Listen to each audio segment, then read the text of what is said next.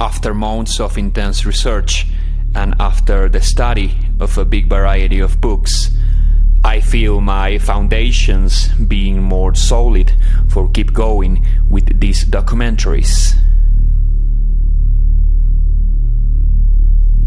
The amount of historical sources and linguistical studies about the Atlantean Empire are huge. Even when the eternal deceivers have placed great efforts to destroy archaeological and written sources of all kinds. As I always say, 19th century was the century of the intellectual boom with respect to ancient linguistics and history. History acts as a spiral. The resurgence of paganism in the 19th century, with different Volksschauungen by different nations, the conception of an at least an Euroasiatic history of our peoples, and the emergence of nationalistic movements were just the prelude of the big awakening we are experiencing since 2022. Just as what happened in Germany in the last century manifests itself as a spiritual pulsation of what is coming.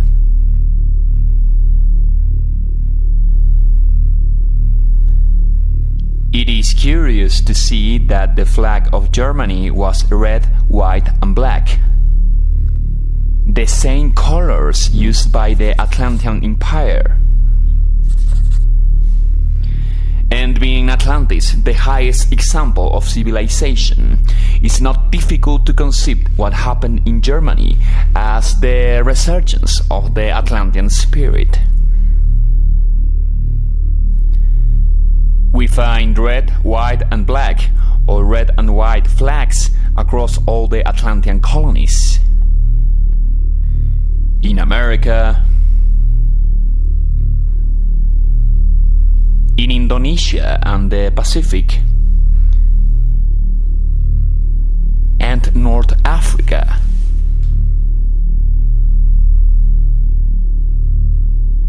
There is much to be said that is interesting on the red color as a symbol and its use as a mark of nobility of race among all civilized nations of antiquity.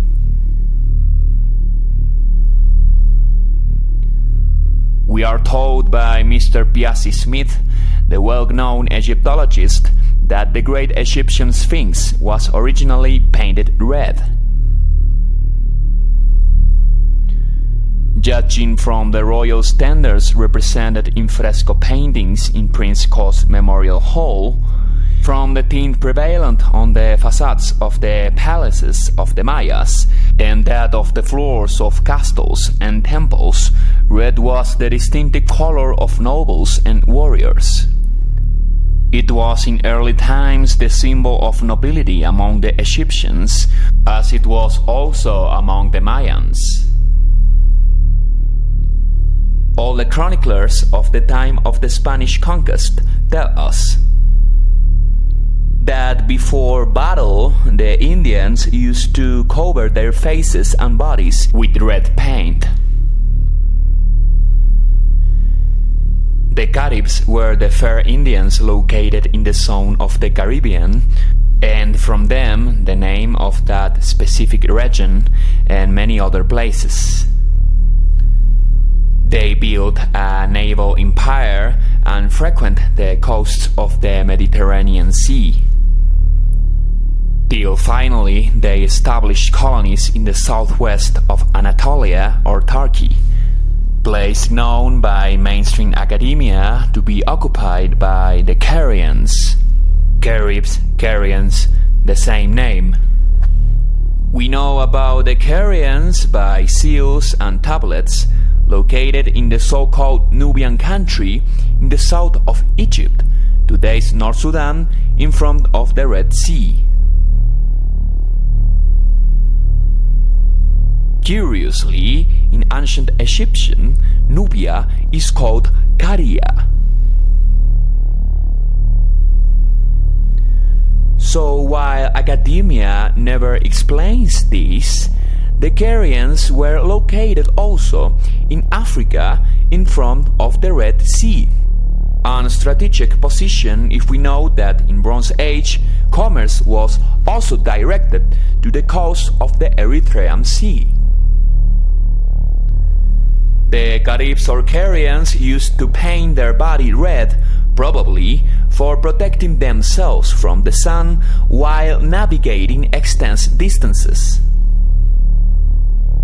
As it is said by many other tribes' accounts, the painting is for protection against the sun or insects. The Carian language was found to be composed by the Greek alphabet, and many attempts to translate it were in vain. Or maybe they don't want it to be translated.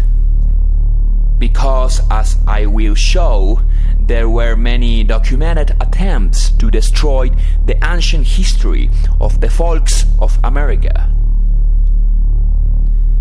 Many authors say that Central America was the place of origin of our peoples, and there are many signals supporting the idea of the relation between these peoples and the Atlantean island. From the Carians we got many words, as for example, the Caribbean Sea, the Erythraean Sea in the south of Asia, and the Red Sea. Erythraean means red in Greek. The flag of modern Eritrea in Africa has, of course, red and, curiously, Greek laurels. Again, Greek alphabet for depicting the Carian language is a Turkish language, but they were also in the zone of Nubia. Of course, it will not make sense in the mind of programmed people. I have to tolerate the comments of ignorant people with so much arrogance in their hearts. It's like debating with the masked people of 2020.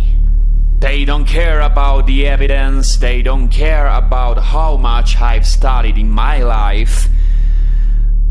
So you got to remember, it's all a coincidence. All this proof that I am giving here is all a coincidence. They don't listen to reason, they just listen to, quote, the experts. And believe me that I am doing magic here, because they have put so much effort in hiding the real history, and I just can't explain how I am reaching all this information and all those books, if not by the fact that I am a seer. The Carians are related to the Lycians of Turkey. It is attested that they lived near each other and their languages are really similar, so maybe they are the same people. Well, another coincidence to reveal, since in the maps we find the Turk Islands inside the Lucayan archipelago. The Romans, with Latin, subverted ancient languages by changing guttural C for a sibilant C, so Lycians should be called Lucaans. Therefore we got that there were some places, again, as the Turk Islands and the Lucayan archipelago, when Spanish people came. Strange names. Another coincidence that could bring people to fabulate dumb conspiracy theories. I mean, Turks in the Caribbean. The Lucayan people were the original residents of the Bahamas and the Turks and Caicos Islands in the Lucayan archipelago. They were a branch of the Taínos who inhabited most of the Caribbean islands at that time. The Lucayans were the first people encountered by Christopher Columbus. Shortly after contact, the Spanish kidnapped and enslaved Lucayans, with the displacing culminating in the complete eradication of the Lucayan people from the Bahamas by 1520. It is no surprise for me that the first thing that the quote Spanish people did was to exterminate those peoples, as they were from our species. I had explained all this in my Telegram channel, who were actually the Spaniards and why they did what they did. Wikipedia says that when the Spanish decided to traffic the remaining Lucayans to Hispaniola in 1520, they could find only 11 in all the Bahamas. Thereafter, the Bahamas remained uninhabited for 130 years. The zone of Florida and the islands of the Greater Antilles were the most populated zones by fair Indians. They were organized by cacicazgos that were feudal kind of organizations. I know that many people here don't know about linguistics, and they may be suspicious of what I am doing when I do all those connections. But if you don't study by yourself, you have no choice but to trust me. Waddell says in his books that the Cassi lineage was a royal and prestigious lineage around Asia. He proves the Cassi to be present in Sumerian seals mentioning dynasties' genealogies. The land of the Hittites, another Turkish nation, was called in their language Hatti. The Cassis of Waddell are for me the same people as the Hattiyos or Hittites, being the palatal letter J of Hatti interchangeable with Cassi. And this explains the name of Haiti, or in Spanish Haiti, near the rest of Turkish islands. Hatti, Hittites, Haiti, Haiti. Cassis, Kitai in Russian China. That's why you see a lot of theories about Tartaria, that in fact was an historical place. Tartars were descendants of the Turks. The Tartars were in fact the successors in later times of all those peoples and nations that I am mentioning right now. But be careful, because I don't think that we came from Anatolia. In fact, the people that populated Anatolia came from Atlantis and America. The old continent is not the old continent. In fact, the old continents were submerged, or in fact it is America. People asked me if I am a kind of a Tartarian creator or flat earther. You got to understand how the enemy works. When they put some truths in the table, they do it usually by inserting lots of lies between them. Or they show subjects like Tartaria, that was in fact an historical fact, and then above that they insert subjects like flat earth, that is destined to discredit all the other subjects that are truth. People say, okay, this guy is talking about the Tartarian Empire, but he's also a flat earth guy, so the Tartarian thing must be fake. But going back, Ptolemeus, although for some reason they hide it, mentioned in the 2nd century that the south zone of China and India was called Katigara because of the conqueror's lineage. The K is interchangeable with the H or the J, so it's the same people present in Turkey as being the Hattios or Hittites. The Russians, that are also descendants of the Scythians, pronounce China as Kitai.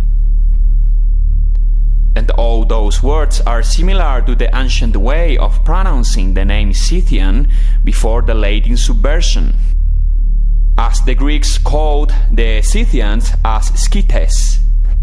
Scythes in Greek, Kitai in Russian, Hattios in ancient Hittite.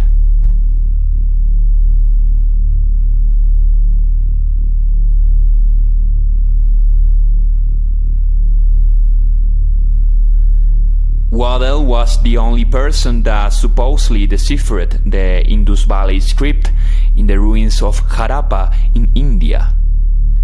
Script that remains undeciphered by modern academia till today, and that could be related with Rongo Rongo scripts of Eastern Iceland.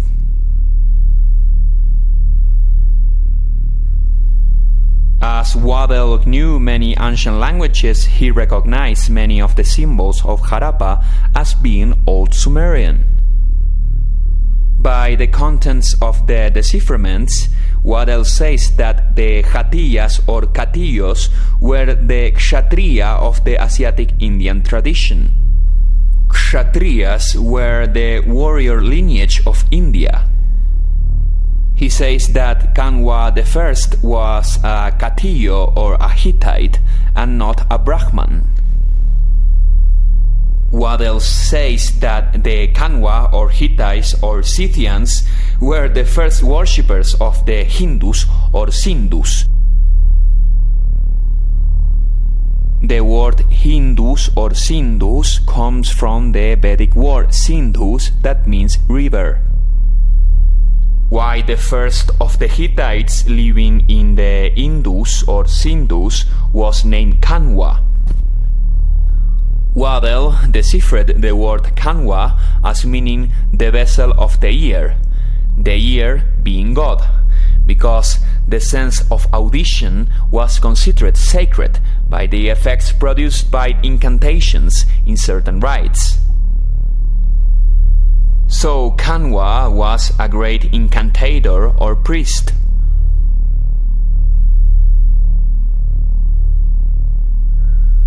Waddell also says that the Panchalas mentioned in the Asiatic Indian scriptures were the Phoenicians who used to commerce in India and had great relations with Kanwas. The Maruts mentioned in the Rig Veda was the Bronze Age nation of the Amorites, mentioned by academia to be present just in the Middle East. But now we know by the hand of these superior archaeologists and linguists that they were also in Asia. There is a Kanva hymn that asks the Maruts or Amorites to defend the Sindhu or river and the Kiri, that were in fact the Carians or Syrians of Sumeria. So we see that the Maruts were not ethereal beings, but actually physical people from our ancestors or brother ancestors. So it is like this blind academia or this cursed academia is trying to maintain the credit of our ancestors' impressive history around the hands of other nations. And if they can't do this, they just attribute those achievements to another superior being or force. But the more I read about our ancient history and traditions, the more convinced I am that those so-called gods were physical human beings that brought science, arts, and technology to humanity. Or that were great warriors, or who knows, maybe they had certain divine qualities or were incarnations of celestial forces. For ending this video, I'm going to conclude with a subject of the next video of this series. The Amorites or Maruts mentioned by Waddell probably were the same people as the ancient Maori, since I find linguistic affinities between the Maori language and other ancient languages. The Amorites were also in America, and that's why the name was already present when the Spaniards came, as I think Amerigo Vespucio was just a fictional character, as many of the characters and histories contained in the history books about the conquest. So the next video is going to go deep about the civilizations that were present in the zone of the Pacific.